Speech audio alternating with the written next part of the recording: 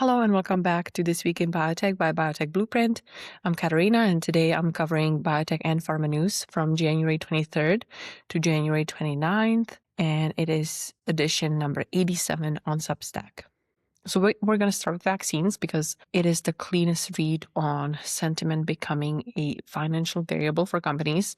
Sanofi basically told investors that United States vaccine demand is soft because people are confused and uptake is falling. So the problem here is that federal messaging got messy, and you then don't just lose the marginal patient, you also lose the default behavior. Influenza and coronavirus vaccines held up, but Beyfortus, or nirsevimab, which is the pediatric respiratory syncytial virus antibody, and the core pediatric combination shots didn't. And this is likely because of the new updated CDC childhood immunization schedule. Sanofi's management is guiding to slightly negative vaccine growth in 2026. And this is a big deal because vaccines are supposed to be, more of a reliable part of the portfolio. But Sanofi's story underlined that in 2026, even the safest looking franchises depend on fragile inputs like federal guidance and public confidence. Okay, and so speaking of the trust theme, the FDA froze 2 gene therapy programs from Regenxbio after a brain tumor was found on routine MRI in one child treated 4 years ago.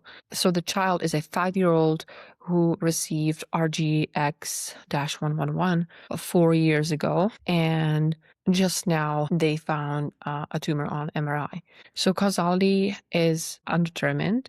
No other tumors have been reported among the other 9 recipients of RGX-111 or the 32 patients treated with RGX-121, which also has been paused or put on hold. The deeper issue is what happens when a delayed signal shows up in a platform technology. Regulators cannot treat it as one case until they understand whether the therapy caused it, whether the manufacturing or the vector design matters, or whether it's background risk that would have happened anyway. In this case, the scientific detail that raises eyebrows is the reported vector integration event tied to overexpression of proto-oncogene called PLAG1. So I'm not saying that the FDA is wrong. They do see something that's concerning and they want to protect patients. But obviously, there's also the flip side, which is the rare disease community, where these children don't have many options, and you have 41 treated patients with years of clean follow-up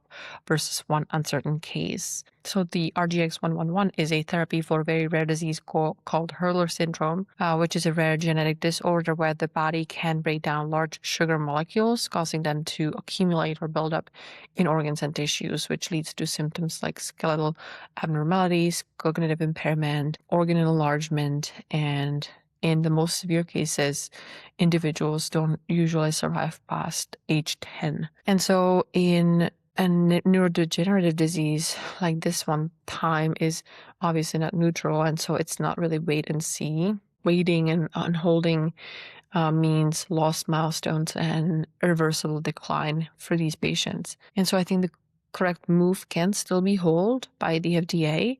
Their job is to protect patients, but the standard has to be speed and specificity. What evidence would actually distinguish causality from coincidence, and what is the fastest path to generate it without turning rare disease into collateral damage? Okay, next I want to zoom out a little bit on the policy. This week, Centers for Medicare and Medicaid Services named 15 drugs headed into Medicare price negotiations for 2028. The key change is that the list includes physician-administered drugs for the first time, not just pharmacy-dispensed drugs. And that expands the negotiating footprint into territories that used to feel more insulated. The names of the list are kinds of durable franchises that anchor large company earnings, like Botox, Xolair, Cosentyx, Biktarvy, or Trulicity. And the investor takeaway here is kind of uncomfortable but simple. If you own mature winners, you now have to underwrite not just competition and patent cycles, but the federal government's growing willingness to set prices and accept the downstream consequences. Okay, now I'm going to talk a little bit about innovation.